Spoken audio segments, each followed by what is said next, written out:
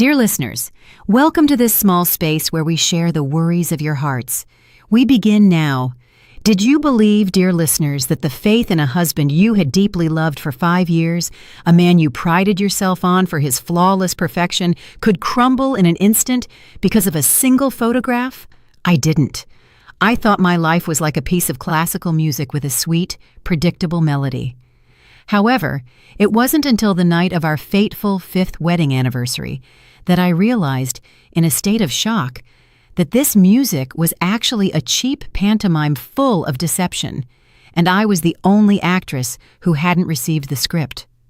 That night, when I sent one single message, I didn't know that in 10 minutes, not only my marriage but also the honor of 2 families would be reduced to ashes right outside a hotel room door. The soft melody of a violin echoing across the Skylark rooftop in Midtown, a restaurant perched atop a skyscraper in the heart of Atlanta, didn't touch my heart at all. In front of me, a dinner for 2 was perfectly arranged, a vase of red roses, 2 wine glasses glittering in the candlelight, and a prime-cut steak that was still steaming. Everything was perfect, except for the absence of one person. The man I had devoted 5 years of my youth to, my husband, Kalen Asante, wasn't there. He told me he had a sudden business trip come up in New York City, an important contract he couldn't postpone. He called me with a voice full of apologies and guilt, promising to make it up to me as soon as he returned. I told him with a smile, "Don't worry, your work comes first. I'll be fine alone." I trusted him. I always had, unconditionally. For the past 5 years, Kalen had been, in my eyes and everyone else's, the epitome of the ideal husband. He was not only competent and gentlemanly, but also a man who loved his wife with devotion. He had never disappointed me. He had supported every one of my professional decisions and had become a sanctuary of peace where I could lean after a tough day of work. I considered myself the luckiest woman in the world. I slightly raised my wine glass, ready to take a solitary sip to commemorate this special, albeit incomplete, day. Just then, the cell phone resting on the table vibrated silently. It was a message from my one and only best friend, Zahara Usman. I thought it would just be a congratulatory message for our anniversary, so I opened it. It was not. My heart plummeted like a stone. There was no text on the screen, just a photograph, a very clear image. The background was the luxurious lobby of the Omni Grand, one of the most exclusive venues in the city. Definitely not New York. And the subject of the photo, a man with his back to the camera, but I could never mistake that height and build. The designer suit I had personally chosen for him just last week was my husband, Kalen. But he wasn't alone. His hand, the same one that had held mine and whispered promises to me just this morning, was wrapped around the waist of another woman. A young, beautiful woman wearing an emerald green silk dress I remembered seeing in a fashion magazine. They were very close, and her head rested gently on his shoulder. In Kalen's hand was a hotel room keycard, and she was smiling, a radiant, triumphant, and utterly provoking smile. The world around me seemed to shatter. The sound of the violin, the people's laughter, the clinking of glasses in the restaurant. They suddenly became distant and buzzed as if coming from another world. I could no longer hear anything, only the sound of my heart breaking into 1,000 pieces. I struggled to breathe. I felt a sharp pain in my chest, as if someone were stabbing me with something pointed. A business trip to New York, an important contract. It was all a blatant lie. He was right here in Atlanta, checking into a 5-star hotel with another woman, and on our 5th wedding anniversary night, no less. The pain hit me like a tsunami, wiping out all my rationality. Hot, bitter tears began to stream. What had I done wrong? For the past 5 years, I had dedicated my body and soul to this marriage. I had even given up a promotion to head a London branch office to spend more time with him, and I had trusted him blindly. And the reward was this cruel, devastating betrayal. My hands were shaking so badly, I almost dropped my phone. I took a deep breath, trying to wipe away the tears that blurred my vision. I zoomed in on the photo to see the woman's face up close, and then an emotion even more terrible than the pain washed over me. I recognized her. I had seen her on the cover of an economics magazine. She was Aaliyah Thorne, the daughter-in-law of Dr. Amara Holloway, the CEO of Holloway Global. Yes, that Dr. Holloway, known in the business world as the Iron Lady, famous for her rigor and for valuing her family's honor above everything else. Aaliyah had been married to Dr. Holloway's only son for 2 years. News of their wedding had dominated the papers at the time, and now she was here in my husband's arms, a married woman having an affair with a married man. This was no longer simple adultery. It was a bomb that could destroy the honor of 2 powerful black families. In that precise moment, a cold, audacious idea crossed my mind. The pain inside me suddenly vanished, replaced by extreme fury and an iron determination. Kaylin, if you want to play a high-stakes game, I'll play too, but the loser definitely won't be me. My hands no longer trembled. My fingers moved swiftly across the screen. It wasn't hard to find Dr. Holloway's personal contact information through my professional network. I took a deep breath, feeling my chest cool like ice. I opened the message window and wrote a brief, polite line, but one sufficient to cause an earthquake. Dear Dr. Holloway, good evening. I am Serafina Adebayo, Kaylin's wife. May I ask if your daughter-in-law, Mrs. Aaliyah Thorne, is currently at the Omni Grand for a business meeting? I ask because my husband also told me he had an important meeting there in room 2109. I just wanted to make sure. Thank you. I reread the message. A bitter smile played on my lips. Room 2109, the number a private investigator I had secretly hired had sent me along with that photo just minutes ago. There was no need to cause a scene or burst in. For someone like Dr. Holloway, a small seed of doubt, this tiny spark, was enough for her to burn down the entire forest herself. I hit the send button. The message was gone. Now I just had to sit here, finish my wine, and wait. Knowing her character, I knew Dr. Holloway wouldn't call me to verify the facts. She would go there in person. And from her home to the Omni Grand, it would take exactly 10 minutes. 10 minutes for the greatest play to begin. 10 minutes that would end everything. Dear listeners, how will this drama unfold? What cruel truths await behind the curtain?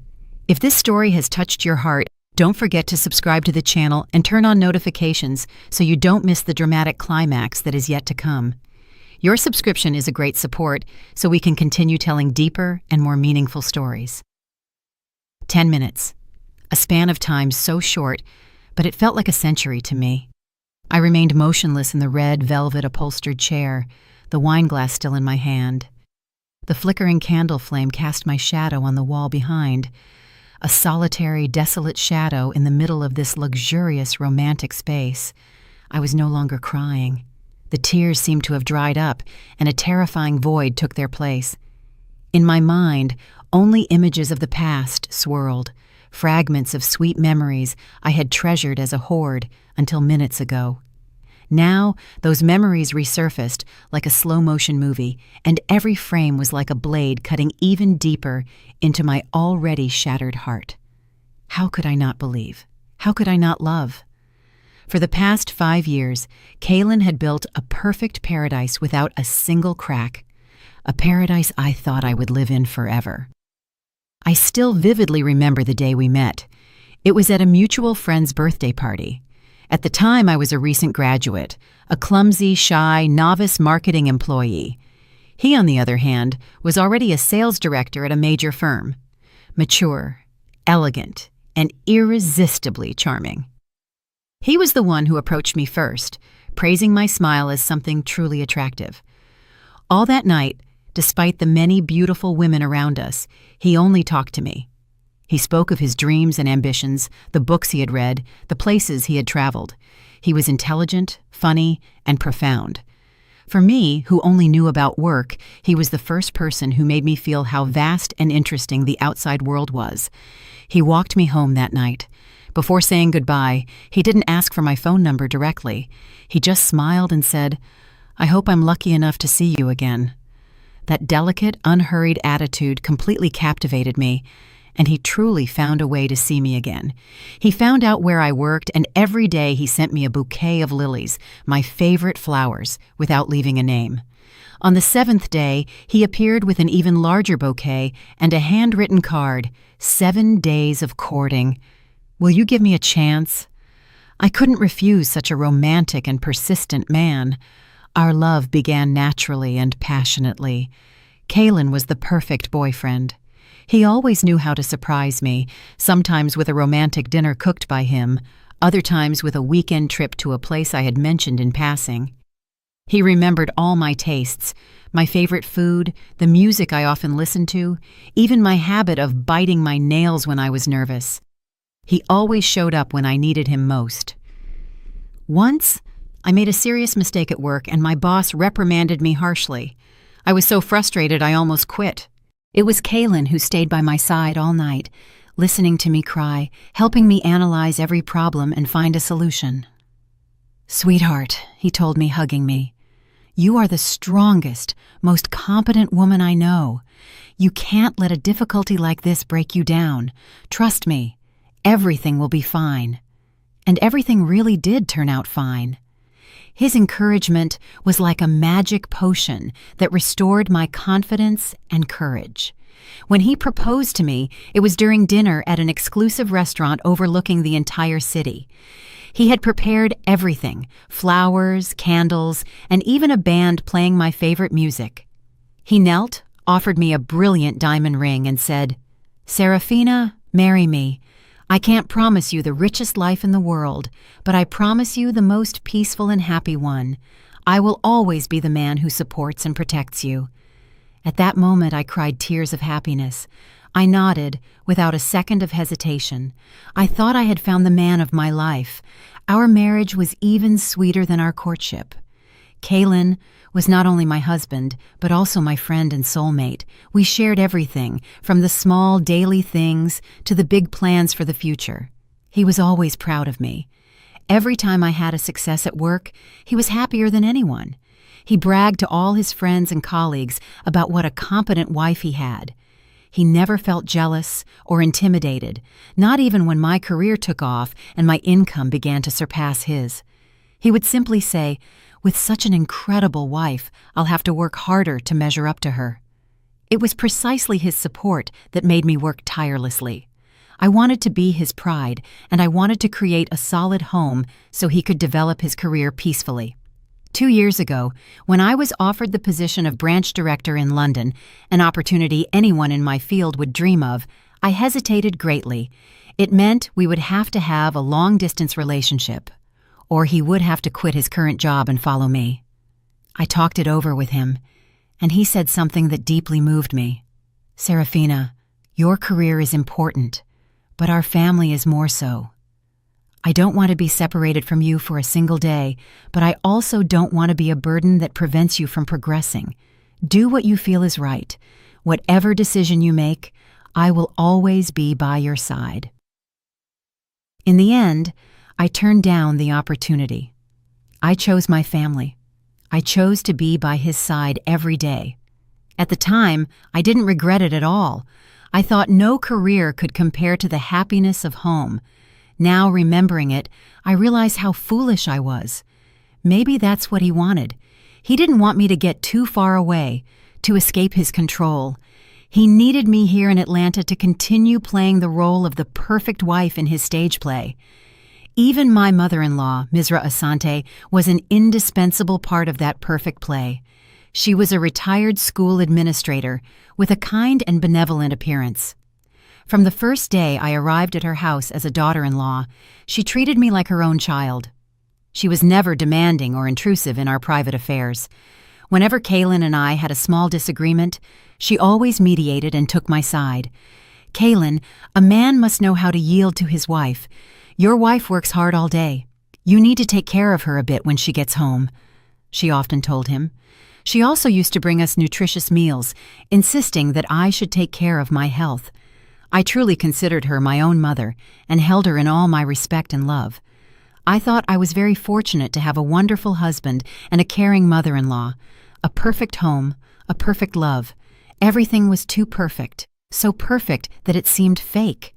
The wine glass in my hand had cooled. I placed it on the table, and the crystal hit the marble with a dry clack. That sound brought me back to the cruel reality.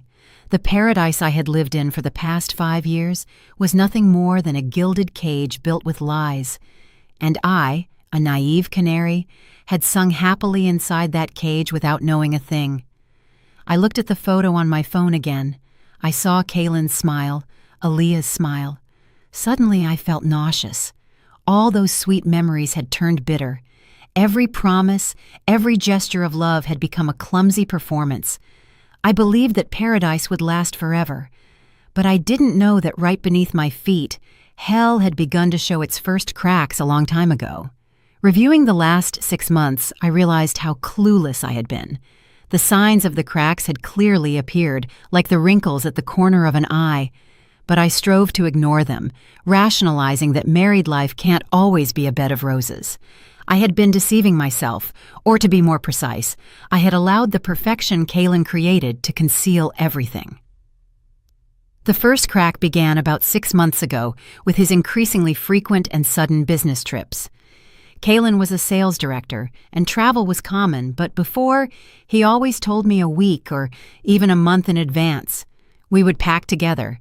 I would iron every one of his shirts and run all kinds of errands for him. Lately, however, his trips had become more abrupt and secretive. "Sweetheart, I have to go urgently to Miami tomorrow. An important partner just flew in from out of town." He usually told me late at night when I was already preparing for bed. I barely had time to iron a couple of items for him, and without being able to ask him anything else, he would leave the next day before dawn. Those trips repeated with increasing frequency. Sometimes it was Miami, other times New York City, and even some provincial town I had never heard of. He said the company was expanding the market, and he had to do field visits, and I believed him. I only felt sorry for his effort and worried about his health without the slightest suspicion. Then the late-night meetings began. Before, no matter how busy he was, Kaylin always tried to get home to have dinner with me, but little by little, our dinners together became scarce. "Eat first. I have a meeting with the president tonight, and I'll be late." Those messages became routine. I sat alone at the table with the cold dinner, consoling myself with the idea that he was striving for his career, for our future together. Some nights I fell asleep on the sofa waiting for him. He would return smelling of alcohol and an unfamiliar perfume. He vaguely explained that he had been entertaining clients and quickly slipped into the bathroom. I sometimes scolded him for drinking too much, telling him to think about his health. He would simply smile, hug me, and say, "It's all for our family." Those words were like a sedative that calmed all my worries and anxieties. Again, I convinced myself that I should understand him, that I should be his unconditional support. The changes were not limited to work.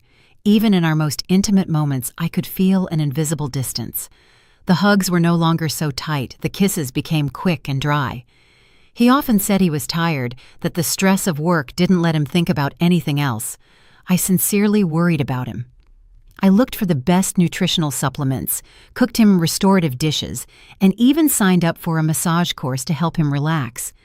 I did everything I could as a wife to share his burden, but his response to my attention was increasingly evident evasion. He started putting a password on his phone, something he had never done before. When I asked him, he merely smiled and said, "There are new security rules at the company. Important data can't be seen by anyone." He often went out onto the balcony to talk on the phone, whispering, and immediately hung up if he saw me approaching. These behaviors, though very subtle, were like a stone in my shoe. They didn't hurt, but they created a constant discomfort. The high point of suspicion came about 2 months ago, on a Saturday afternoon. It was my birthday. Kaylin told me he had a sudden, unavoidable meeting, but promised to return soon for dinner. Excited at home, I put on my prettiest dress and carefully applied makeup, anticipating a romantic evening. But 7, 8, 9 o'clock came and went, and he didn't return. His phone had no signal. I started to worry that something had happened to him. Just then, the woman who helped us by the hour came to clean. While cleaning the office, she accidentally knocked over a stack of papers on Kaylin's desk. As I bent down to pick them up, a small pink receipt fell from between the books. She didn't notice, but I did. I picked it up and felt my heart stop. It was the payment receipt for a luxury jewelry store. The item was a diamond necklace valued at almost $200,000. The payment date was just yesterday. I froze, the receipt shaking uncontrollably in my hand. $200,000 was not a small amount, and tomorrow was my birthday. It was clear. It was a surprise gift he had prepared for me. He had lied about going to a meeting to go pick it up. Guilt and happiness mixed inside me. I had misjudged him. I quickly put the receipt back where it was. I didn't want to spoil his surprise. I felt better and continued waiting. But 10, 11, midnight came, and he didn't return. He got back around 1 in the morning, completely drunk and without any gift in his hands. He staggered to the bedroom, collapsed on the bed, and fell asleep. The next morning, when he woke up, he hugged me and wouldn't stop apologizing. He said the partner from the night before had forced him to drink too much, and he hadn't been able to refuse. He promised to make it up to me with another wonderful dinner. He didn't mention the necklace at all, and on my birthday, all I received was a belated apology. Where had that necklace gone? That question haunted me for days. I searched the entire house, his office, but found no trace. I considered hundreds of hypotheses. Maybe he had returned it, or given it to someone else. No, it couldn't be. Kaylin wasn't like that. I tried to dismiss those terrible thoughts. I tried to trust him, but the seed of doubt, once planted, germinates in silence. It takes root deep in the heart and waits for the day to grow like a poisonous weed. I lived the next 2 months in that agony. I became more sensitive, more observant. I started noticing his clumsy lies, the contradictions in his schedule, but every time I tried to confront him, seeing his warm smile and affectionate gaze, I couldn't. I was afraid that if I dug deeper, I would discover a truth I couldn't bear. I opted for silence, for believing in the false paradise he had painted. Until tonight. When that photo arrived, I realized how wrong I was. That necklace was probably on that woman's neck, Aaliyah Thorne's, like a trophy of war, like evidence mocking my stupidity. Dear listeners, isn't it true that when we're in love, we often blind ourselves to the painful truth? If you have ever experienced the pain of betrayed trust, press like to send your empathy and comfort to our protagonist. Your support will be a great strength for her to become stronger on the path that awaits her. The $200,000 receipt was like a ghost that haunted my mind, not giving me a moment of peace. It turned my sleep into a nightmare. In my dreams, I saw Kaylin putting that necklace on another woman, a woman with a blurred face I couldn't recognize. They laughed and talked cheerfully while I watched them from the darkness far away. I woke up with my back drenched in sweat. Beside me, Kaylin was still sleeping deeply with regular breathing. Seeing his attractive face under the lamplight, I asked myself again, is this man really cheating on me? Or is all this because I'm too sensitive and suspicious? I spent a week heartbroken. I became taciturn, often lost in my thoughts. Every time Kaylin showed interest and asked me what was wrong, I felt confused, not knowing whether to be happy or cautious. My change, of course, did not go unnoticed by my mother-in-law, Misra Asante. One Saturday afternoon, she came home with a pot of homemade broth, saying it was for me to recover. "You look so poorly lately, Serafina," she said, setting the pot on the table and looking at me with eyes full of concern. "Is something wrong? Tell Mama." Seeing the sincere worry in her eyes, I felt the defensive barrier I had built with such effort crumble in an instant. I was too tired of revolving this suspicion by myself. I wanted to vent to someone, to ask for advice, and I thought there was no one more suitable than my mother-in-law. She was Kaylin's mother and knew him better than anyone, and as a woman, she would understand my feelings. I pulled out a chair for her to sit, and with hesitation, I began to tell her the story of the receipt. I didn't express my suspicions directly. I just told her I had seen it by chance, and that since my birthday had passed without any gift, I was a little curious. I tried to speak in the softest tone possible, as if it were a trivial question. My mother-in-law listened patiently, without interrupting me. There was no surprise on her face, only deep reflection. When I finished speaking, she didn't rush to give me advice. She simply sighed deeply and took my hand. "Daughter, you've suffered a lot since you came into our family." Her words surprised and moved me. It was the first time she had acknowledged that I had suffered. "I know Kalen is a good boy, and he loves his wife. But men, daughter, sometimes have ideas we can't understand. Perhaps he didn't buy that necklace to give to you directly." She spoke in a calm, measured voice. "Think. His job is sales director. He has to deal with all kinds of people. In high-level business relationships, people don't just give a bottle of wine or a box of cookies. Sometimes an expensive gift for a partner's wife can bring a contract worth hundreds, thousands of times more. It's an investment, a way of socializing in the business world. If Kalen didn't tell you, it was probably so you wouldn't get strange ideas, for fear that you wouldn't understand." Every one of her words was like a stream of fresh water, slowly putting out the flames of suspicion burning in my heart. It's true. Why hadn't I thought of that possibility? I also work in marketing. I know the importance of building relationships. A gift for a partner's wife sounds a bit strange, but in the complex world of business, anything can happen. Her explanation was perfectly reasonable. It resolved all the doubts in my mind. Seeing me relax, my mother-in-law continued in an even softer voice, "I'm not defending my son, but at my age, I don't misjudge people. Kalen truly loves you. The way he looks at you cannot be hidden. You are a good wife, smart, beautiful, and capable. He would have to be crazy to look for another woman. Don't ruin your marriage by being suspicious over something silly. Men hate it when their wives don't trust them. Understood? Listen to Mama and pretend you don't know anything, and you'll see when the time is right, either he'll explain it himself or he'll bring you a much more valuable gift." She even told me a story of her own. She said my father-in-law also had a time when he went out early and came back late, and the money wasn't clear where it was going. She also suspected and suffered, but in the end, she chose to believe. Later, she found out that her husband had been secretly saving to buy land and give her a surprise. "Sometimes a woman's silence and trust are the most powerful weapons, daughter," she concluded. Her story was like a powerful tranquilizer that completely knocked down all my defenses. I felt very ashamed.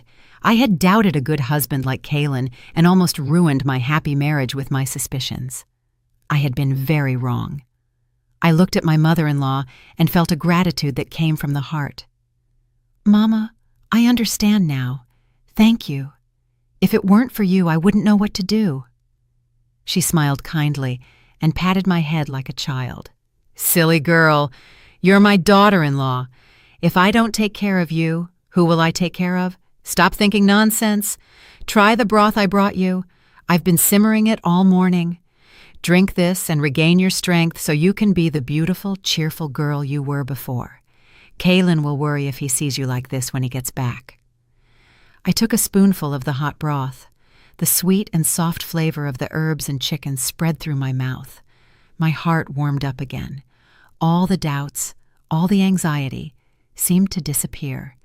With such a caring and understanding mother-in-law, what else did I have to worry about? I promised myself, from now on, I would never doubt Kalen again. I would trust him blindly and be the kindest and most understanding wife so he could focus on his career peacefully. Mistress' performance completely convinced me, and I myself extinguished the last ember of caution. I didn't know that sweet comfort was actually a poison, slowly infiltrating my mind, blinding me so that the fall, when the truth came out, would be even more painful. My mother-in-law's comfort was like a summer downpour that cleansed all the dark clouds from my heart. I felt light and at peace. I scolded myself for being too sensitive and endangering my marriage over a simple receipt. I decided to forget the matter and go back to being the cheerful wife who trusted her husband. I tidied the house, put out fresh flowers, and prepared a magnificent dinner with Kalen's favorite dishes. I wanted to make up for being cold to him the last few days.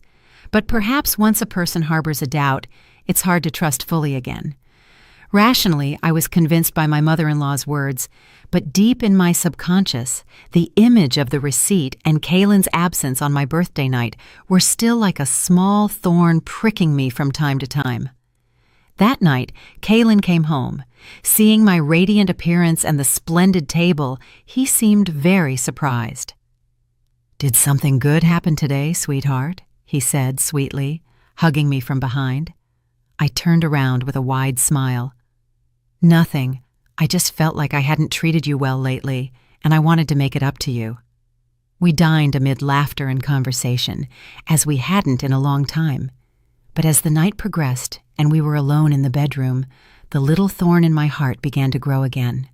I was in his arms, but I couldn't fall asleep. The question about the necklace spun in my head. Should I ask him? My mother-in-law had told me to keep silent, but I felt that if I didn't ask, I would never be at peace. Curiosity and the yearning to know the truth finally won. I moved slightly and raised my head to look at him. "Kaylin, can I ask you something, but promise me you won't get angry?" He stroked my hair and said softly, "What's so serious? Ask. When have I ever gotten angry with you?" I hesitated for a moment, then plucked up the courage. "On my birthday, I accidentally saw a receipt for a piece of jewelry on your office desk." As soon as I finished speaking, I felt his body tense slightly. Although it was a very subtle reaction, in the silence of the night I noticed it clearly. But he hid his emotion very quickly. He let out a forced, nervous-tinged laugh.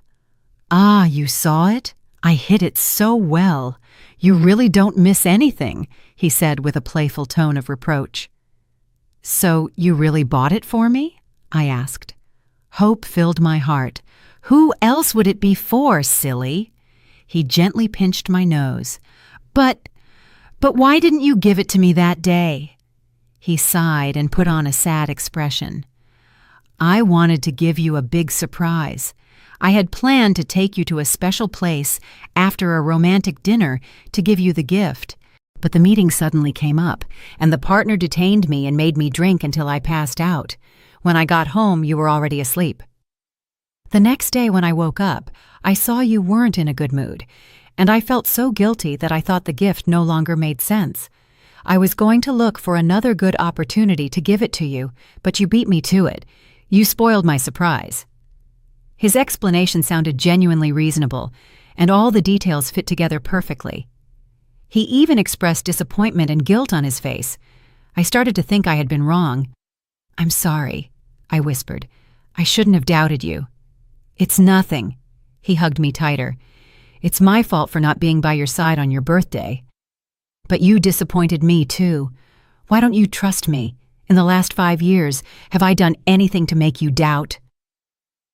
His question was like a knife plunged into the wound. It's true. In the last 5 years, he had never failed me, and I had doubted him.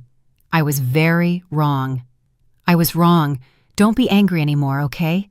I said coaxingly, rubbing my head against his chest. "It won't happen again." "I'm not angry," he said in a cheerier voice. "But since you spoiled the surprise, now you'll have a punishment." He started tickling me, and I couldn't stop laughing. The room filled with laughter again. All doubts, all tension seemed to dissipate. I completely fell for his performance, his perfect explanation. The next morning, when I woke up, Kaylin had already left for work. On my pillow was a dark blue velvet box. I opened the box with excitement, and inside was a brilliant diamond necklace. It was the one. Next to it, a handwritten note said, "For my beautiful and suspicious wife, I love you." I put on the necklace and smiled happily. I felt like such a fool. I almost lost my happiness because of my own imaginings. I promised myself this would be the last time. From now on, I would never again let stupid doubts affect our love. I didn't know that necklace, that surprise gift, was just a prop in his stage play. He hadn't prepared it to give to me, but to deal with the situation in case I discovered it. He had foreseen everything. He had calculated every step. My interrogation, far from unmasking him, only served to further consolidate my trust and give him the opportunity to play his role as the perfect husband more deeply. I lost. I lost miserably in the game I tried to turn around, and that magnificent deception left me completely disarmed. So when the truth, even crueler, revealed itself later, I had no strength left to resist. I walked deeper into the trap he had so meticulously set, a sweet but deadly trap. After the failed interrogation and Kaylin's surprise gift, I completely discarded all my doubts. Our life returned to its sweet course, even with more passion than before. Kaylin seemed to feel guilty for missing my birthday. He spent more time with me, often taking me out to dinner or to the movies.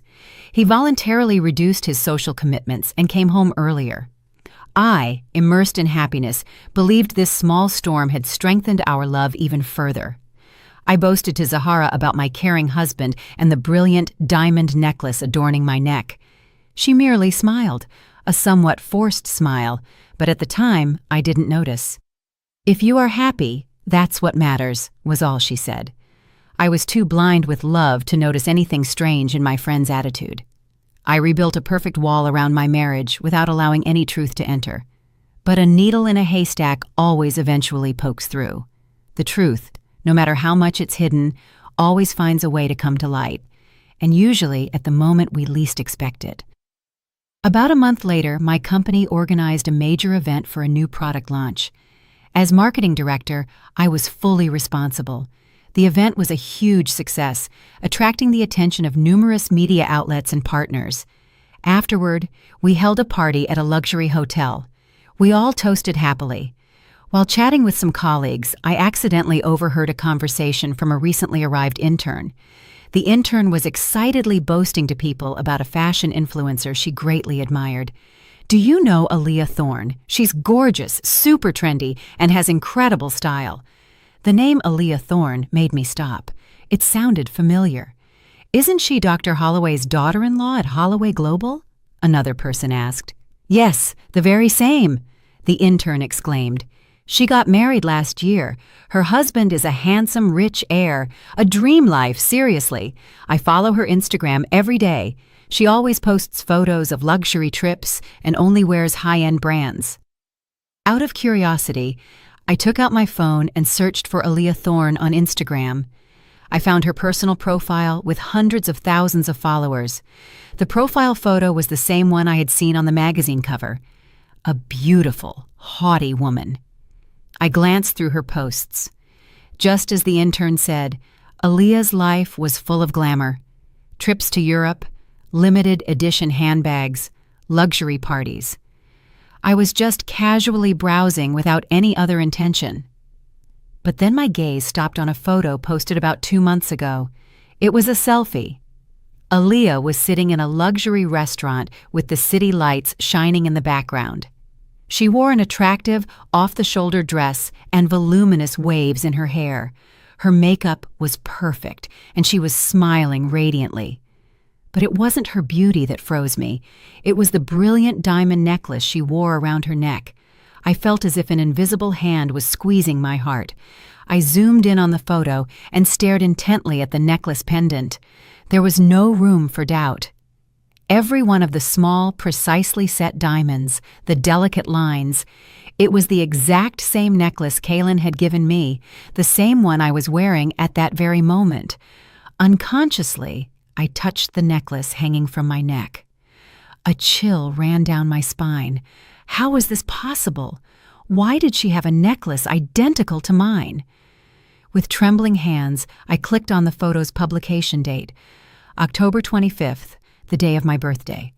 The day Kaylin told me he had a sudden meeting, the day I found the receipt. I felt dizzy. All the loose pieces suddenly fit together to form a complete, cruel, and merciless picture. On my birthday night, Kaylin didn't go to any meeting. He was at this luxury restaurant with Aaliyah. The necklace he bought was not for me. It was originally for her. His explanation, his regretful performance, it was all a lie invented after he realized I had found the receipt. This necklace I'm wearing now is probably an identical replica he bought in a hurry to silence me and cover everything up. I felt a tightness in my chest and a dry throat. I quickly stood up and ran to the restroom. I splashed cold water on my face, trying to calm down. But the image of the necklace on Aaliyah's neck wouldn't stop tormenting me. I looked at myself in the mirror. The woman I saw looked truly pathetic. Pale face, eyes wide with terror. She too wore a diamond necklace around her neck, but it was no longer a symbol of love. It was like a shackle, proof of her own stupidity. I started to laugh, a bitter, unhinged laugh. In the end, I was just a substitute, a replacement. He had bought my silence with a fake gift so he could continue his affair. I had been completely fooled. I returned to the party, trying to act as if nothing had happened, but my mind was no longer there. I couldn't stop thinking about Aaliyah and Kaylin and their relationship. Why Aaliyah? A woman who had everything: fame, money, a millionaire husband. Why did she have to be the third party? And Kaylin, what did he gain from this relationship? Daring to have an affair with the daughter-in-law of someone as powerful as Dr. Holloway? Didn't he fear the consequences? 1,000 questions arose in my head, and I knew that this time I couldn't keep quiet.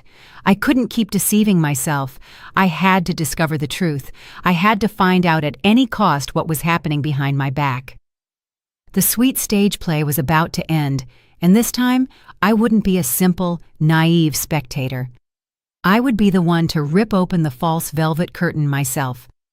Has such a suspicious coincidence ever appeared in your life that it made your skin crawl? Share this story with your most trusted friend and check together that sometimes a woman's intuition is never wrong. The euphoria of the alcohol and professional success quickly dissipated, leaving only the bitter taste of the cruel truth. I returned home like a sleepwalker.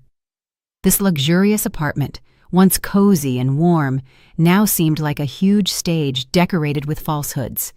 Kaylin hadn't returned yet, and I didn't feel like waiting for him. I went straight to the bedroom, took the necklace off my neck, and threw it into a corner of the jewelry box. I didn't want to see it again. Every time I saw it, I felt humiliation. I lay in bed staring at the ceiling with my eyes wide open. Sleep had completely abandoned me. In my head, only the images of Kaylin and Aaliyah, the identical necklaces, and the face of my mother-in-law, Misra Asante, with her kind smile and sweet words of comfort, spun around. Mama doesn't misjudge people. Kaylin truly loves you. Her words echoed in my ears. He truly loved me? A man who truly loves his wife would buy the same gift for another woman? A man who truly loves his wife would lie so skillfully? Or was my mother-in-law also lying? A terrible thought crossed my mind. No, it couldn't be. Even though she was Kaylin's mother, she had always treated me well and taken my side. She had no reason to deceive me. Perhaps she didn't know anything either, and like me, was being fooled by Kaylin. I tried to cling to that thought like a shipwreck survivor to a piece of rotten wood. I wanted to believe that I wasn't completely alone in this fight. I didn't want to believe that all the people I loved and trusted had turned their backs on me. But the truth is often crueler than we can imagine. And it arrived 2 days after that fateful night, a Monday afternoon. That day, I took the afternoon off, using the excuse that I wasn't feeling well. I wanted to be alone in the tranquility of my home to sort out my confused thoughts. Around 3 o'clock in the afternoon, while trying to read a book on the balcony without being able to concentrate, the doorbell rang. I looked through the intercom, and it was my mother-in-law. She had come without notice. A whirlwind of emotions took hold of me. On one hand, I wanted to see her, vent, and ask for advice, but on the other, I was afraid to confront her, afraid that if I told her the truth about the second necklace, she wouldn't believe me, or worse, that she would try to protect her son again. I took a deep breath, and pretending normalcy, I opened the door. "Mama, what are you doing here without calling?"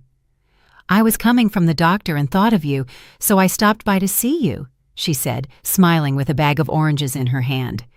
"Kaylin told me you weren't feeling well. Are you sick? Shouldn't you go to the doctor?" Her concern reassured me a little. Maybe I was being too paranoid.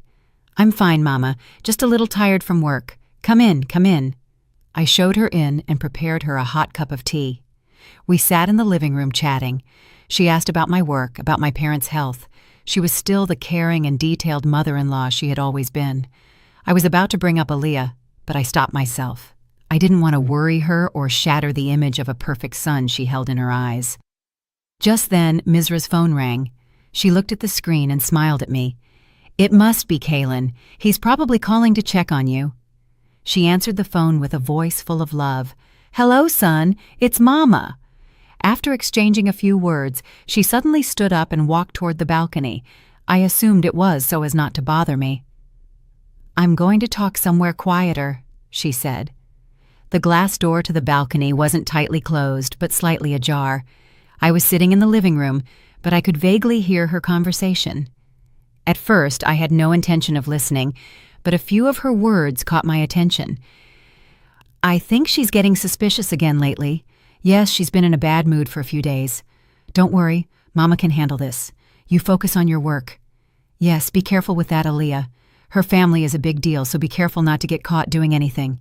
"Yes, understood. I'll try to talk to her. Serafina trusts me blindly. She believes anything I tell her. I have to go. I'm at her house. If I talk too much, she'll suspect."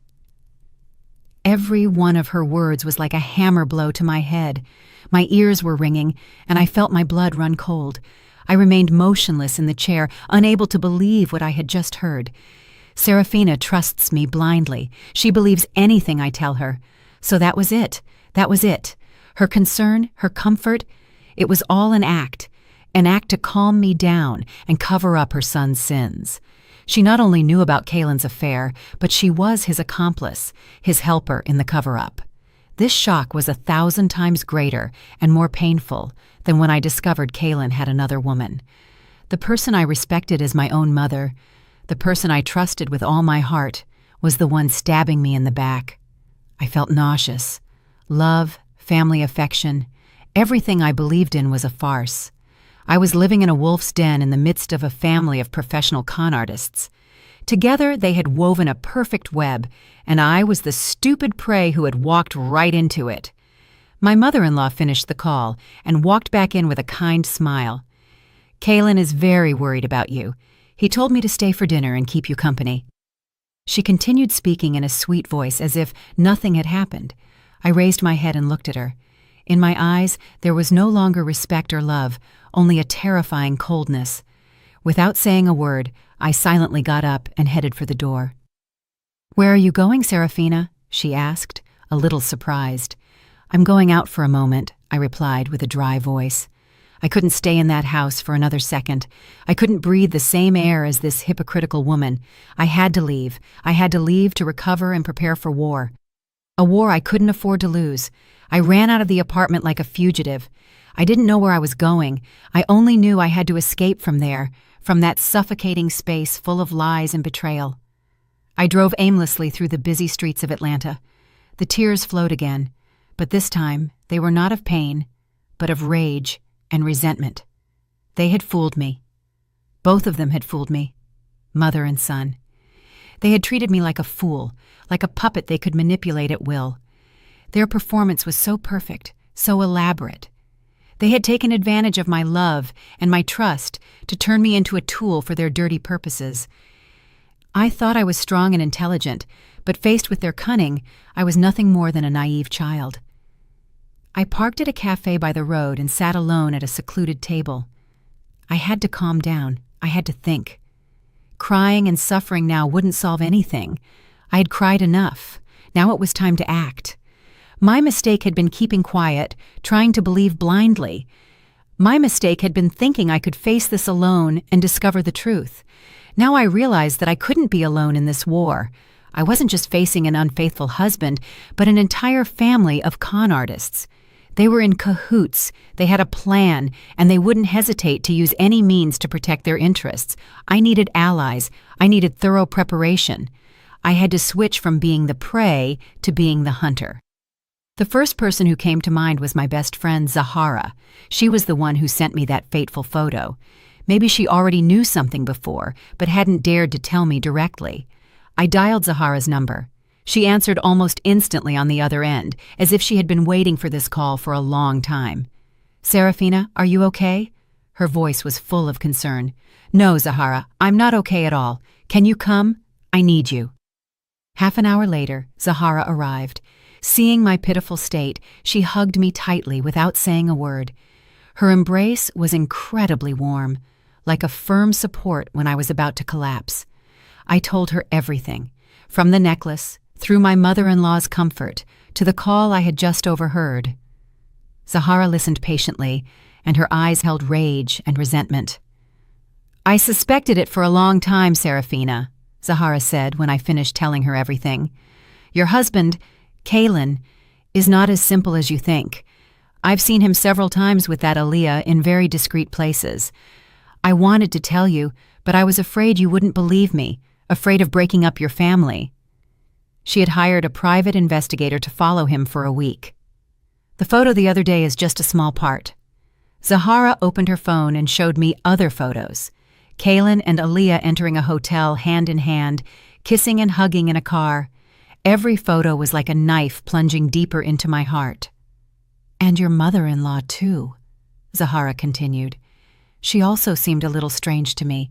Too good, too caring to be a real mother-in-law. I suspected she was acting, and now it's all clear. They are accomplices." "And now what do I do?" I asked, my voice powerless. "Divorce him." "Of course you have to divorce him," Zahara said firmly. "But not just any divorce. You sacrificed for 5 years. You can't leave empty-handed. They have to pay for it, for the lies, for the betrayal, and for your tears." "But how? I don't have more proof than these few photos." "Of course you do," Zahara scoffed. "You've forgotten who you are. You're a marketing director. You have a brain, you have contacts, and most importantly, you have me by your side." Zahara held my hand tightly, infusing me with encouragement. "Listen carefully, Serafina. From now on, you have to turn pain into reason. You have to become colder and more calculating than they are. They cannot know that you've discovered everything. You have to continue playing the role of the naive, hurt wife. The more pathetic you look, the better." "Why?" I didn't understand. "So they lower their guard," Zahara explained. "In the meantime, we will gather evidence in secret. Proof of Kalen's infidelity, proof of your mother-in-law's complicity, and maybe even financial evidence. I don't think someone like Kalen is entirely clean in his work. We're going to uncover everything. When we have enough proof in hand, we'll deliver a death blow before they have time to react." Zahara's plan sounded bold, but very reasonable. It's true. I couldn't keep acting like a fool. I needed a plan, a clear strategy. In this war, I didn't just want a divorce. I wanted justice. "But I need a good lawyer," I said. "Don't worry," Zahara smiled. "I have a cousin, Attorney Langston, who specializes in complicated divorce cases. He's very good and very discreet. I'll arrange a meeting for you tomorrow. What you have to do now," Zahara said, looking me directly in the eyes, "is wipe your tears, go home, and begin the performance of your life. You have to act very well, Serafina. Act until the velvet curtain of this play comes down on your terms." Zahara's words were like a ray of light that illuminated the dark path ahead. I no longer felt powerless or alone. I had my friend by my side and a clear plan. The pain still burned faintly in my chest, but it no longer broke me down. It had turned into a flame of rage and determination. I would act. I would perfectly play the role of the deceived wife until the end, and I would wait. I would wait for the day I could write the end of this tragic play myself. When I returned home, I was a different person. I still had a sad expression, with eyes still red, but deep in my core, the Serafina weak and vulnerable to love had died.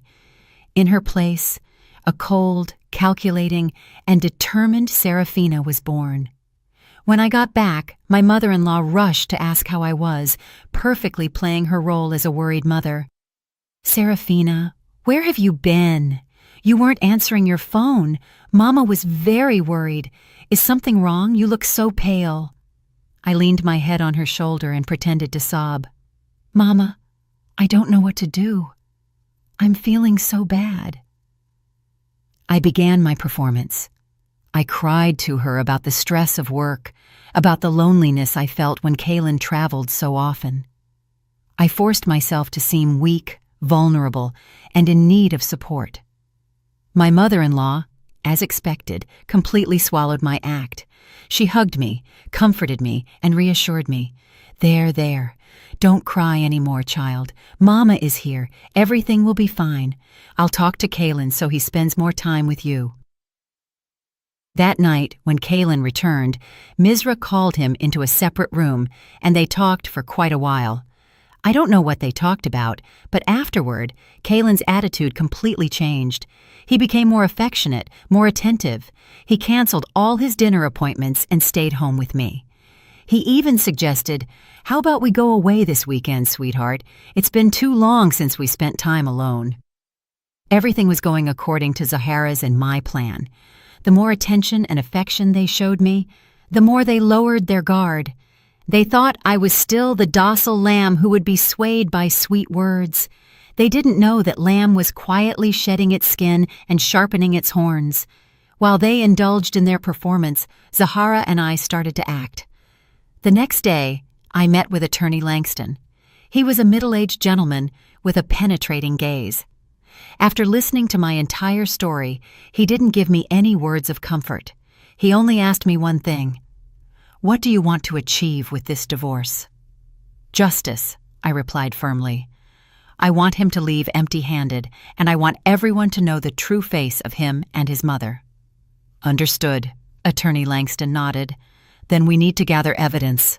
Lots of evidence. Not just proof of infidelity, but financial evidence, too. Do you suspect anything in your husband's business dealings?" I told him about Kaylin's strange behaviors, his secret phone calls, his suspicious knowledge of financial matters. Attorney Langston nodded.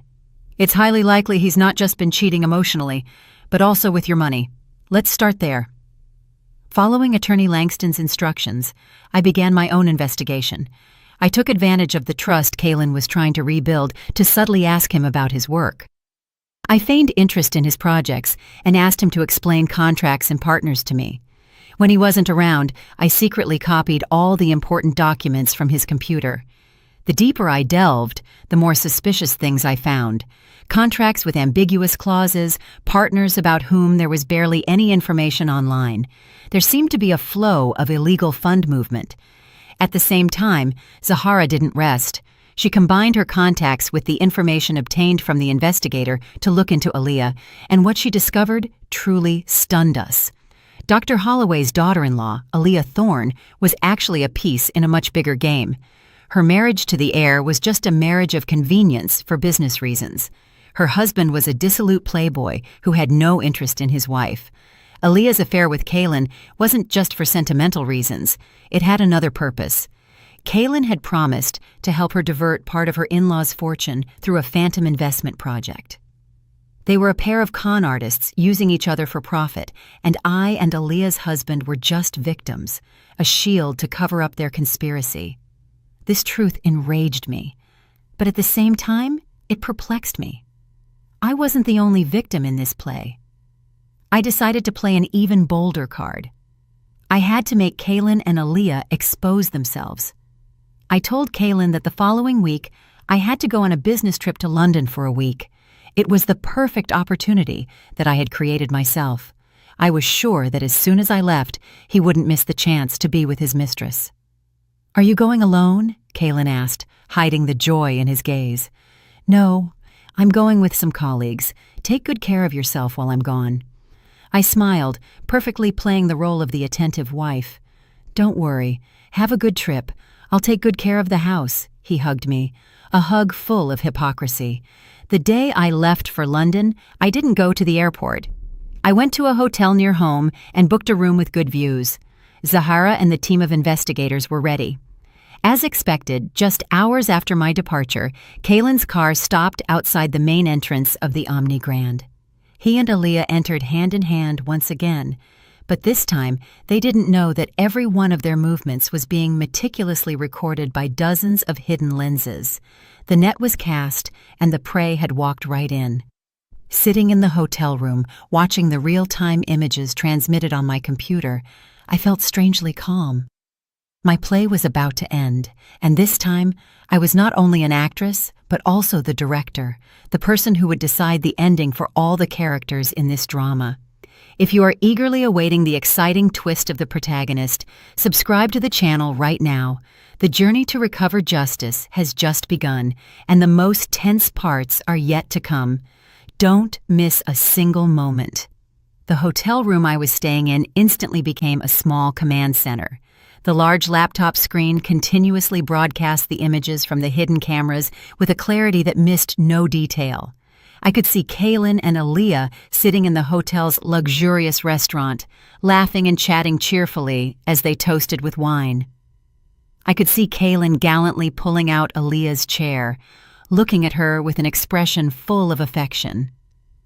If I had been the me of a month ago, these scenes probably would have killed me with pain. But now they only deepened my contempt. Beside me, Zahara carefully watched another screen that showed data from the tracking device the investigator had placed in Kaylin's car. She constantly took notes of locations and times. "They haven't just gone to the hotel, Serafina," Zahara said, without taking her eyes off the screen. "Before, Kaylin picked up Aaliyah, and they went to a law firm in the Buckhead neighborhood. They were there for more than an hour." A law firm? What were they doing there?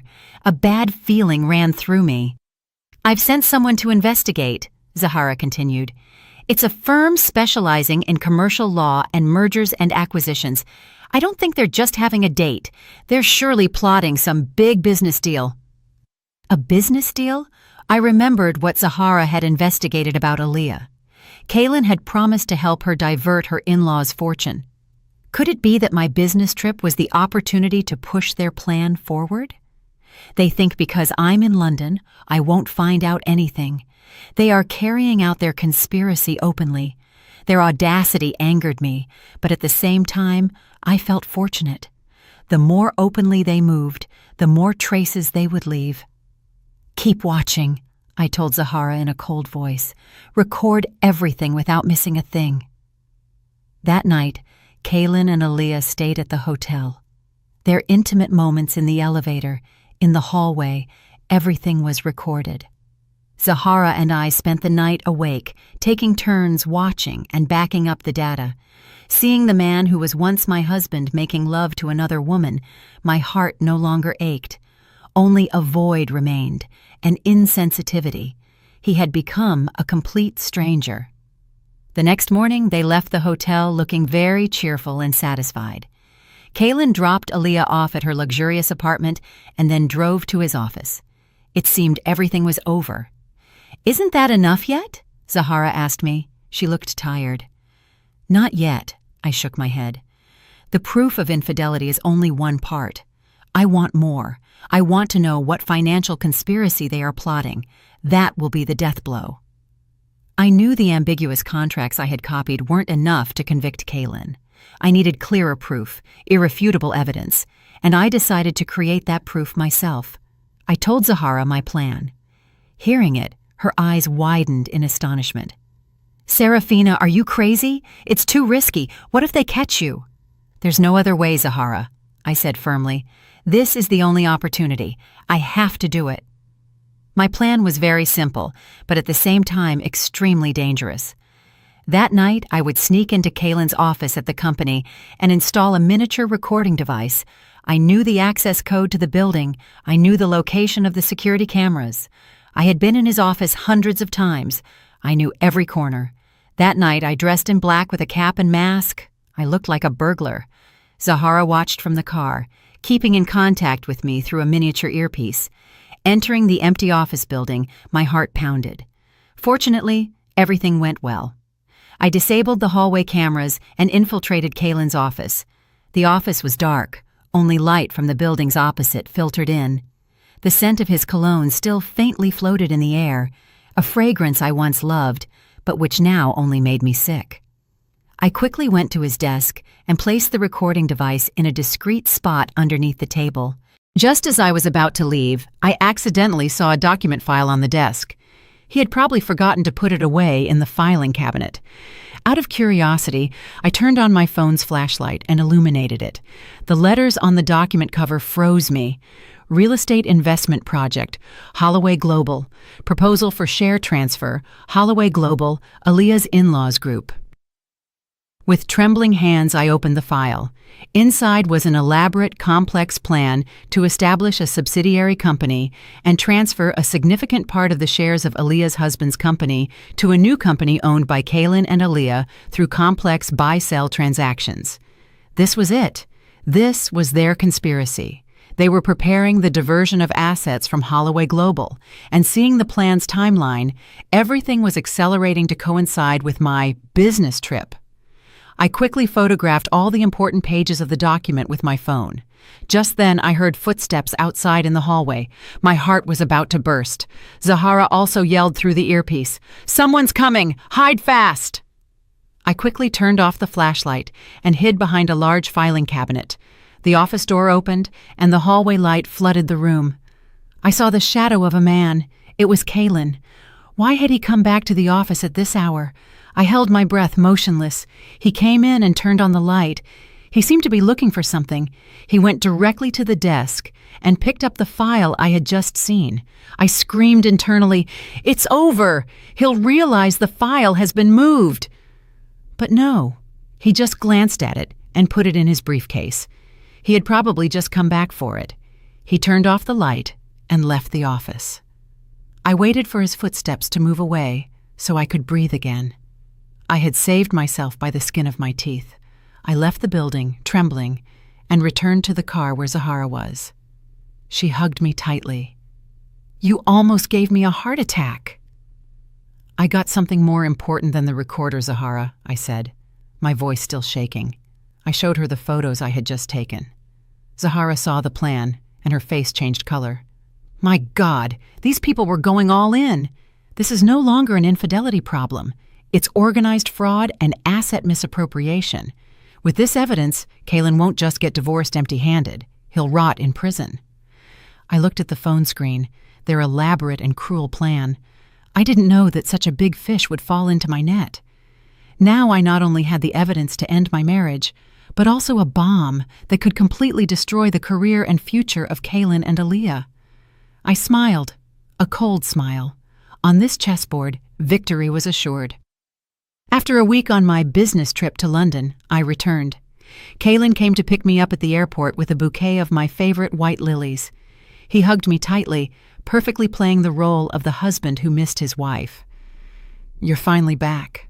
I missed you." Seeing his smile and his affectionate gaze, I only felt infinite disgust. I responded with the smile I had rehearsed countless times in front of the mirror. "I missed you too." Our play continued, but this time I knew the end was near. I pretended to be tired from the trip and said I needed a few days to rest. During that time, Attorney Langston and I finalized all the last procedures, all the evidence I had collected, the photos of the infidelity, the audio files, and the plan for the misappropriation of Holloway Global's assets were organized into a perfect dossier. Attorney Langston said, "With this evidence, we will not only win the divorce case, but we can also file a criminal complaint. He will have no escape." I knew it was time for the curtain to fall, but I didn't want a simple ending. I wanted a memorable play with all the main actors present. And I chose the setting for my final act. The same night everything began, the night of our 5th wedding anniversary. I returned to the present, sitting at the Skylark rooftop restaurant in Midtown. 10 minutes have passed since I sent the message to Dr. Holloway, the longest 10 minutes of my life. I have done my part. Now I am just a spectator, waiting to see how the play I myself directed unfolds. I signaled the waiter to ask for the check. I no longer felt like sitting there. I wanted to go somewhere closer, a place from where I could witness the impending storm. I drove to a small cafe across from the Omni Grand. I chose a seat on the second-floor balcony. From here, I could see the entire hotel lobby. I ordered a hot ginger tea, trying to warm my ice-cold hands. My heart pounded. I felt a mixture of nervousness and a little fear. What if Dr. Holloway didn't come? What if my plan failed? But then I saw it. A familiar black Rolls-Royce slowly pulled into the hotel entrance. The car door opened, and a woman in a dark red velvet suit, radiating power and distinction, stepped out. It was Dr. Holloway. She didn't come alone. 2 men in black suits followed her, her bodyguards, and another car arrived. From that car stepped a middle-aged man with a kind face and a woman with a gentle appearance. I recognized them. They were Mr. and Mrs. Thorne, Aaliyah's parents, and with them came none other than Aaliyah's husband, Dr. Holloway's only son, Marius. He looked bewildered and confused. Dr. Holloway hadn't come alone. She had called her in-laws. She wanted to catch them in the act.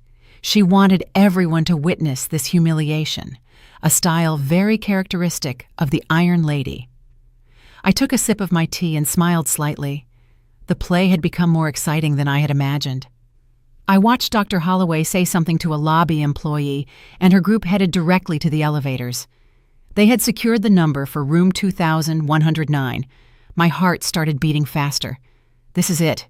The bomb is about to explode. I couldn't stay seated. I paid quickly. I went down and looked for a discreet spot in the hotel lobby from where I could hear and see everything. I wanted to witness their downfall with my own eyes. I hid behind a large pillar and held my breath, waiting. About 5 minutes later, I heard an uproar coming from the elevators. Dr. Holloway's group emerged, and they all had murderous expressions. They headed directly to the end of the hallway where room 2109 was located. Dr. Holloway did not knock on the door. She signaled one of her bodyguards. He opened the lock with a master key. The room door burst open, and I heard Aaliyah's sharp scream, followed by Dr. Holloway's furious cry, "Shameless tramp! How dare you stain our family's name!" I heard a dry, sharp sound, smack, probably a slap, and then the sound of furniture breaking, Aaliyah's sobs and pleas, her husband's roar. "Kaylin, you scumbag! How dare you seduce my wife!" Everything turned into chaos. Guests in the adjacent rooms began to slightly open their doors to gossip. Some hotel security guards rushed over, but upon seeing the presence of Dr. Holloway, no one dared to intervene. I watched in silence from a distance. I felt no satisfaction, only a strange emptiness. This was the end they deserved. But seeing the chaos, I suddenly felt tired. I turned to leave, but then I heard Kaylin's voice. A voice full of fear and cowardice. "It's not my fault. It was her. She seduced me. I'm just a victim." Those words lit the last spark inside me. A victim. He dares to call himself a victim? No, I can't leave. This play cannot end without my character appearing. I took a deep breath. I came out of my hiding place and walked directly toward room 2109, where the doors of hell were opening. I walked down the red-carpeted hotel hallway. Each step was firm and decisive. The sound of my heels against the floor echoed tap-tap, as if the hammer of fate was knocking on the doors of their hell. All eyes were focused on room 2109, from where screams, insults, and cries continuously emerged. No one noticed my arrival. I passed through the curious crowd, past the bewildered security guards, and walked calmly. I stopped right on the threshold, where the entire tragedy was unfolding in its rawest form. The scene inside was much more chaotic than I had imagined. Aaliyah, the haughty woman I had seen on Instagram, now had messy hair. Her expensive silk dress was wrinkled, and on one of her cheeks was a clear red 5-finger mark. She was kneeling at Dr. Holloway's feet, crying and pleading. "Mother, Mother, forgive me. I did wrong. I know I did wrong."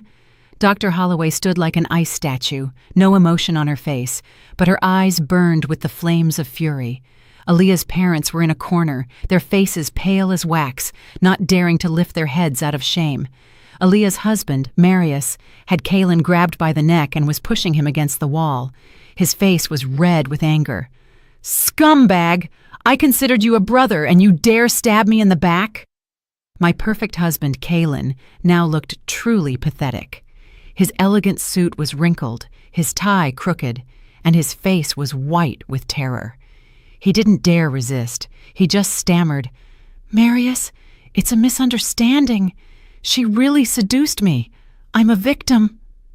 His cowardly words resonated again, clear and blatant. It was then that I opened my mouth. My voice wasn't loud, but it was clear enough to silence all the chaotic sounds in the room. "A victim, Kalen?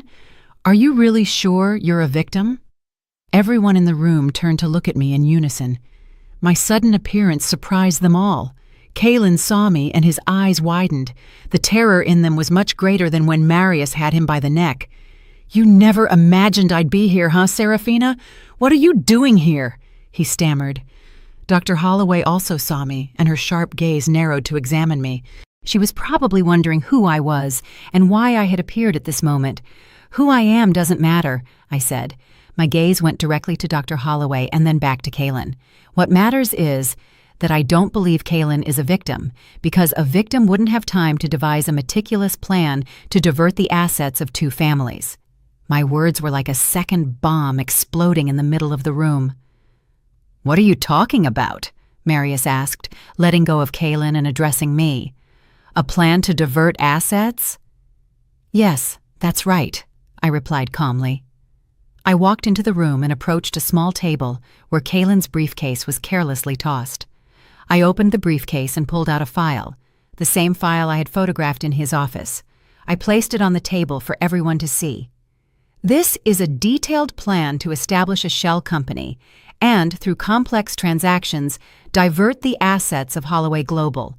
The final goal was to transfer a considerable amount of assets to a new company in the names of Kalen and Aaliyah, present here." Marius snatched the file and skimmed through it page by page. The more he read, the darker his face became. Aaliyah's parents also rushed over to look. They weren't fools. Just seeing that detailed plan, they instantly understood everything. "My God, this was their real purpose," Aaliyah's mother exclaimed in horror. She turned to look at her daughter. In her eyes, there was no longer anger, but deep disappointment. Kalen and Aaliyah were frozen. They never would have imagined that their most secret plan would be revealed so abruptly. Kalen looked at me. In his eyes, there was no longer terror, but hatred. "It was you. This was all you're doing," he screamed. "Yes, it was me," I said, looking him directly in the eyes without the slightest fear. "If I hadn't done it, how else would everyone see your true face? The face of a swindler, a snake willing to bite those who took you in addition to betraying your wife and your friend." I turned to Dr. Holloway. She had been observing in silence until now, but I knew a storm was raging inside her. "Ma'am, allow me to introduce myself. I am Serafina, Kalen's legal wife.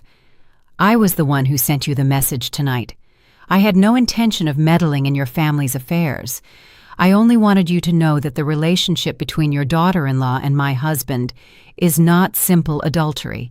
They are partners in crime." The whole truth had come to light. The play was completely over. Kalen and Aaliyah could no longer deny it. He tried to make himself the victim, but in the end, it was I who unmasked his true nature as the perpetrator. The doors of hell had opened, and he had walked right in. Seeing Kalen's stunned and desperate face, I didn't feel the slightest compassion. This was the end he deserved. But I knew the story wasn't over yet. Behind this betrayal was another person, a person who had aided in all these sins, and I wasn't going to let that person get away with it. If you believe this revelation has been shocking enough, you are mistaken. The most terrible truths are yet to come to light. Leave your predictions in the comments about who the last mysterious character might be, and don't forget to watch the next chapter. The luxurious hotel room now looked like a crime scene.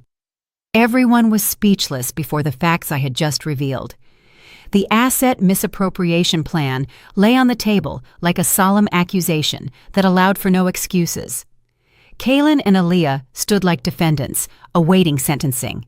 Their faces were pale as wax, and their former confidence and arrogance had disappeared, leaving only fear and despair.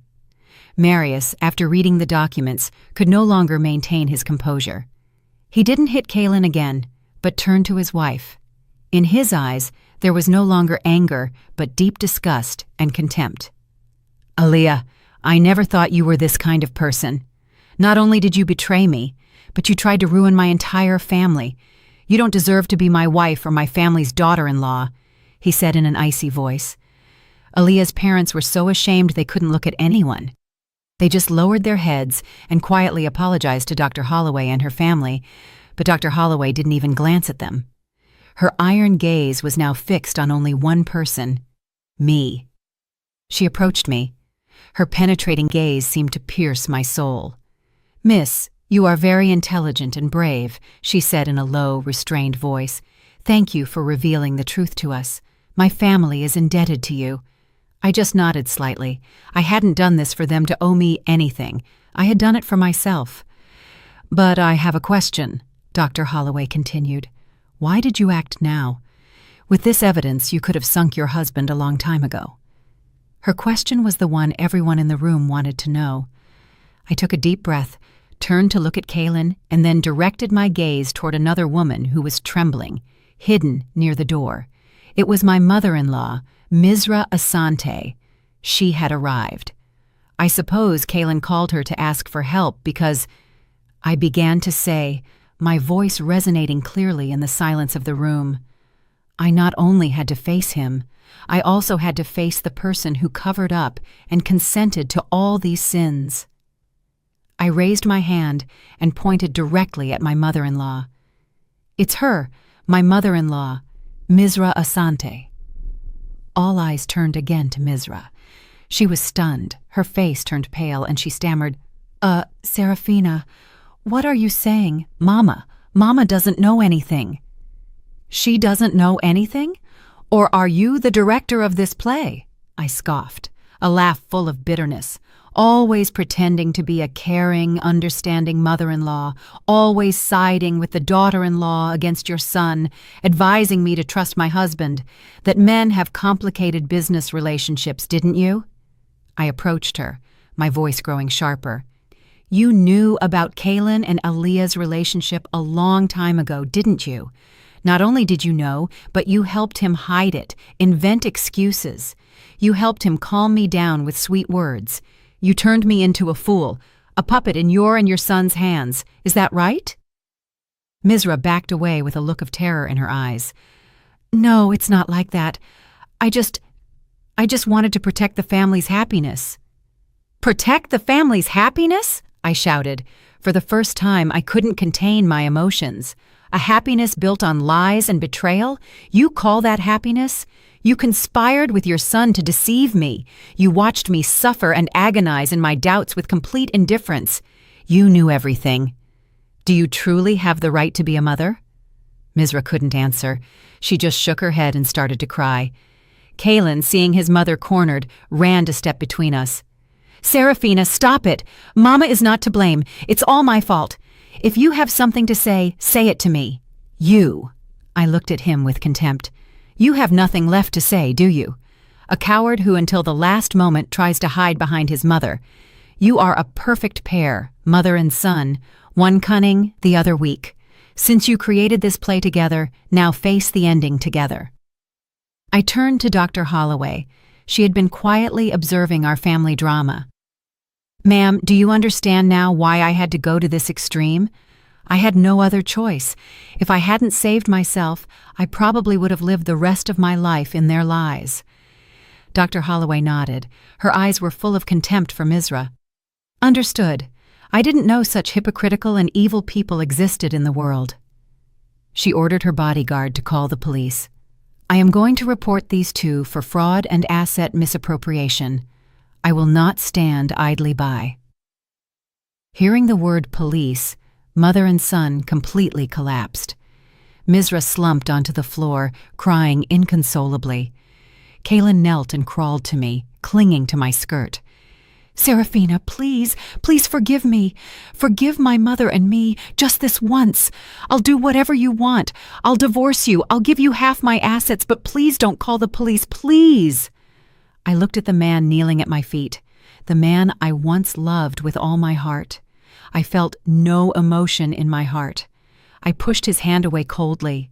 It's too late, Kaylin. The price of betrayal is never cheap. I walked out without looking back. Behind me, the cries, the pleas, and the shouts of the police mixed, creating a chaotic music that marked the end of a long play full of lies. I left the hotel and took a deep breath of the fresh Atlanta night air. I had done it. I had ended the play of my life with my own hands. Everything was over, and a new life awaited me. The storm passed, leaving only ashes. The scandal at the Omni Grand was a bomb that exploded across all media and social networks. The photos of Kaylin and Aaliyah caught in the act, my revelation, the arrival of the police, everything was recorded by curious guests and spread instantly. The honor of two families, my in-laws and Aaliyah's, completely collapsed. They went from being envied families to the laughingstock of the world. The consequences arrived faster than I had imagined. Living up to her nickname, the Iron Lady, Dr. Holloway acted decisively and mercilessly. The next day, she filed for divorce on behalf of her son. Aaliyah was expelled from her in-laws' home with next to nothing. Her parents also paid a high price for their daughter's complicity. Holloway Global broke all commercial contracts with their company, and they found themselves on the verge of bankruptcy. Aaliyah, the young woman who lived in comfort, the fashion influencer with hundreds of thousands of followers, lost everything in an instant. Career, family, reputation, all vanished like smoke. And the end of my family, or rather, my former in-laws, was not much different. With the irrefutable evidence I provided and Aaliyah's confession, who admitted everything to get a reduced sentence, Kaylin and his mother were charged by the police with fraud and asset misappropriation. They tried every means to get free, but faced with the pressure of public opinion and Dr. Holloway's firmness, no one helped them. The house we lived in, the bank accounts, all assets in Kaylin's name were frozen for the investigation. Misra Asante, who had always pretended to be kind and distinguished, now faced justice in the twilight of her life, and Kaylin's future was completely ruined. I felt no satisfaction at their downfall, only tiredness and emptiness. The war was over. I was the victor. But why did this victory have such a bitter taste? I had paid for this victory with 5 years of my youth, my love, and my trust. I moved out of the apartment we lived in and returned to my parents' home. My parents did not reproach me for anything. They simply supported me in silence, prepared my favorite food, and took care of me meticulously. The warmth of the family helped heal my wounds. My divorce from Kaylin was processed quickly. With the clear evidence of infidelity and fraud, the court completely sided with me. I was able to keep all my personal assets and received substantial compensation for moral damages. On the day of the hearing, I saw Kaylin again. He looked like he had aged 10 years. His hair was gray and his eyes were sunken. His former appearance as a confident gentleman had completely disappeared. He looked at me. In his eyes, there was no longer hatred, but belated regret. But I said nothing. I walked past him as if he were a stranger. All the resentment between us was truly over. I started a new life. I did not return to my old company. I decided to strike out on my own and found my own communication agency. I wanted to use my experience and talent to build a new career without depending on anyone. Zahara, who had witnessed the entire process of my story, quit her job and decided to join me. I don't want to keep working for liars. I want to create a place with you where authenticity and talent are respected, she said. We started from scratch, but with constant determination and effort, our company gradually grew. The small initial successes restored the joy and confidence I had lost a long time ago. One afternoon, sitting in our new office, contemplating the vibrant city landscape, I received a call from an unknown number. "Hello, is this Serafina?" The voice on the other end of the phone sounded a little familiar. Yes, it is. Excuse me, who is this? I'm Marius, Aaliyah's ex-husband. I was surprised. Why was he calling me? If you have time, I'd like to invite you for coffee. I have something to tell you. I hesitated for a moment and then accepted. I was also curious to know what he wanted to say to me. We met at a quiet cafe. He looked tired, but his gaze was much more serene. He told me about his life after the incident. He and Aaliyah had officially divorced. His mother, Dr. Holloway, was very disappointed and shocked. I called you today, he said, to apologize and to thank you. Apologize? I asked, surprised. Yes, apologize, he nodded. I want to apologize for being so foolish, for not seeing the true faces of the people around me sooner, and for causing you trouble, and to thank you. Thank you for revealing everything so bravely. If it weren't for you, I would probably still be living in a lie. He looked at me sincerely. Serafina, you are a truly special woman. Strong, intelligent, and with great self-respect.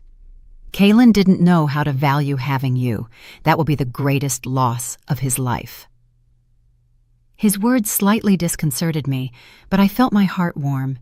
For the first time, a man acknowledged and respected my true essence. We chatted for a long time like old friends. As we said goodbye, he said, "If you ever need help, don't hesitate to call me." I smiled and nodded. I knew one door had closed, but many others were opening.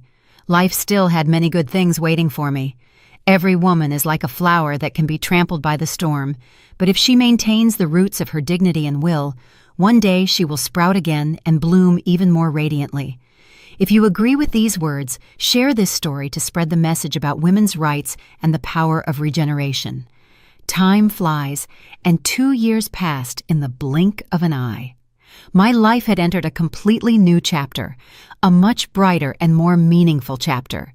Zahara's and my communication agency, which started in a small office with a few employees, had become one of the most prominent firms in the sector. We executed numerous successful campaigns for major brands, earning a solid reputation and prestige.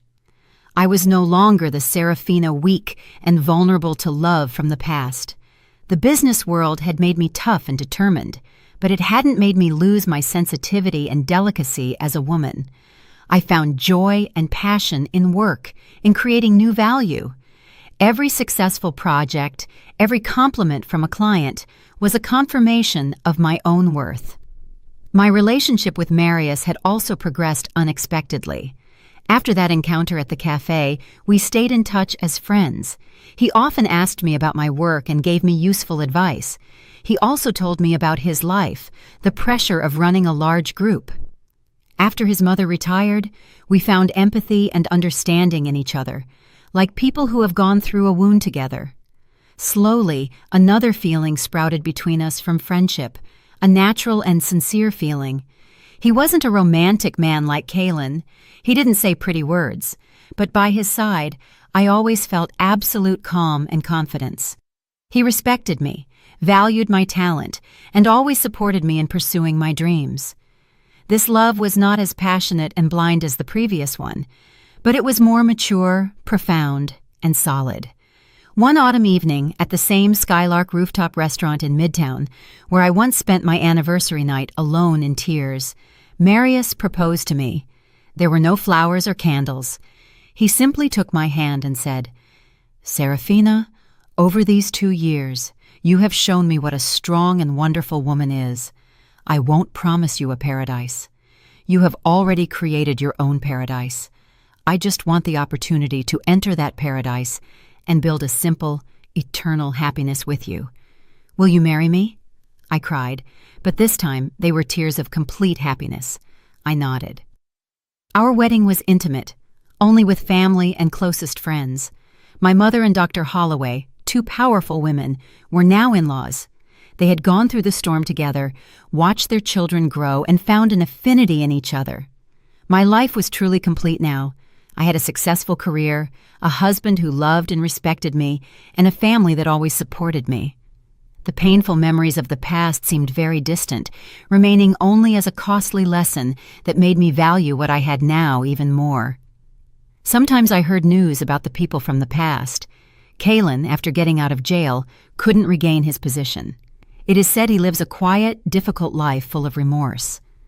Misra, I heard, had aged greatly and was frail, living alone and isolated. Aaliyah was said to have moved to another city to start over, but no one knew exactly how she was living. I no longer hated them. Everyone has to take responsibility for their own decisions. As you sow, so shall you reap. That is life's fairest law. One Sunday morning, Marius and I were strolling together in the park. The morning sun was gentle, and the air was fresh. He held my hand tightly. "What are you thinking about?" "I was thinking," I smiled at him, "how curious life is. It took one thing from me, but gave me others much more valuable." That's right. I lost a false marriage, but I recovered myself, and I found a true love and complete happiness. My story did not end with revenge, but with regeneration. I walked from the darkness into the light, and I know a long path full of sunshine and flowers awaits me. I am ready to write the next happy and brilliant chapters of my life. Dear listeners, thus concludes Serafina's journey. We have traveled with her to the extremes of emotions, from complete happiness in a false paradise, through extreme pain when the velvet curtain of deception was pulled back, to the euphoria of an exciting twist, and finally, the finding of peace and regeneration. As the last story ends, probably in the heart of each of us, there remains not only the echoes of Serafina's story, but also reflections on our own lives, relationships, and the values we pursue. This story is not merely a drama about infidelity and revenge. It contains a deeper meaning. It is a costly lesson about trust, the value of self-respect, and the extraordinary strength a woman can deploy when cornered. The first, and perhaps most painful lesson, is the danger of the perfect package. Kalen and his mother together created a picture that was too perfect. A husband who loved his wife devotedly, a mother-in-law as caring as a mother. They offered Serafina a paradise, and it was precisely in that sweetness that Serafina lowered her guard. Doesn't that sound familiar? In life, we often yearn for perfection, a love without flaws, a family without conflicts. And when we find something similar, we tend to ignore the strange signals, the small ripples. We blame ourselves for being too suspicious, for spoiling something good. The sudden business trips, the late meetings, the accidentally found receipt. Everything can be excused with logical reasons. But dear listeners, female intuition, that vague premonition we often call paranoia, can sometimes be the soul's most sophisticated alarm system. Serafina's story sends us a strong warning: never ignore the voice whispering inside you. When you feel something is wrong, no matter how small, trust your gut. Love requires trust, but trust does not mean blindness. And when the cruel truth is revealed, what can we learn from the way Serafina faced it? She didn't break down. She didn't cause a scene. She didn't choose a vulgar method of revenge. Instead, the pain made her stronger and more rational than ever. This is the most important turning point. Instead of sinking into the role of the pitiful victim, Serafina transformed into a strategist. She turned tears into weapons, pain into strength. She understood that when dealing with cunning people, emotions are only a weakness. Only reason, planning, and solid evidence were the only way to recover justice. In our lives, it's the same. When we face betrayal or injustice, crying and blaming ourselves is inevitable. But don't stay in that quicksand too long. Allow yourself time to grieve, but then you must get up. Learn to transform the negative energy of anger and pain into the positive energy of action. Ask yourselves, what can I do to protect myself? What do I need to gather? Who can I trust? And who can I ask for help? Serafina's journey demonstrates the importance of preparation. She did not act on impulse. She sought her friend, sought a lawyer, wove her net in silence, gathering evidence one by one, from photos of the infidelity, audio files, to the elaborate financial fraud plan. She won, not by luck, but because she prepared her war carefully and meticulously. This gives us a very realistic lesson. In any conflict, from home to society, empty words and emotions are worthless. Only clear evidence, irrefutable facts, can protect your rights, especially for women. Always be aware of the family's financial situation. Keep important documents. Have basic legal knowledge. It's not being calculating or suspicious. It's being smart and protecting yourself. A bright and human point in this story is that Serafina did not let herself be blinded by personal revenge. When she discovered that Kaylin had not only cheated on her, but was a professional swindler who had harmed many other women, her struggle ascended to a new level. It was no longer a fight to recover her own assets, but a fight for justice. She could have chosen the easy path, reaching an agreement with Aaliyah to obtain evidence and ending the matter quickly. But she did not. She wanted all the guilty parties, from the principal perpetrator to the accomplices, to answer to the law. This action demonstrates a maturity and vision that go beyond personal revenge. Sometimes in life, we find ourselves in difficult situations where we have the opportunity for revenge. But will momentary revenge bring us true peace, or will it only make our soul feel heavier? Serafina's story shows us another path. Fight for justice. When you turn your own struggle into a fight for a greater value, you are no longer alone, and your victory will not only bring you liberation, but it can also be a torch that lights the way and gives strength to others in the same situation. And finally, the lesson on regeneration. 5 years of broken marriage, love, and trust shattered. It was a huge loss, but Serafina did not let the past bury her future. She rose from the ashes stronger and more radiant. She built her own career. She found a new, more valuable love. And most importantly, she turned her pain into a mission, founding a foundation to help other women. The sweetest revenge is not seeing the enemy suffer, but living a truly happy and meaningful life that they can never achieve. Serafina's story seems to tell us this. There is no eternal pain. If this door closes, another will open. After the rain, the earth hardens. The important thing is whether we have the courage to walk through the rain, whether we have the faith to wait for the sun. Every woman has extraordinary potential inside her. Never underestimate yourselves. Never think you can't live without someone. You are your own paradise, and you are the only ones who can decide the happiness of your life. Serafina's story has ended, but I believe the lessons we have learned from her will resonate forever.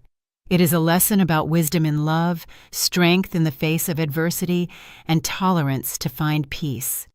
Life is not always a bed of roses, but if we maintain our dignity, constantly strive, and believe in good values, we will undoubtedly find true happiness in life. Has Serafina's story made you think about your own life? Have you ever had to make a difficult decision between emotion and reason? Leave your comments below to share your stories and points of view. Each of your comments is a valuable piece in creating a community where we listen to and understand each other. If this story has touched your heart, hit like to spread the power of strength. Share this video with the women you love, and subscribe to the channel so you don't miss the next deep and meaningful story. Your support is an invaluable engine for us to continue our narrative journey.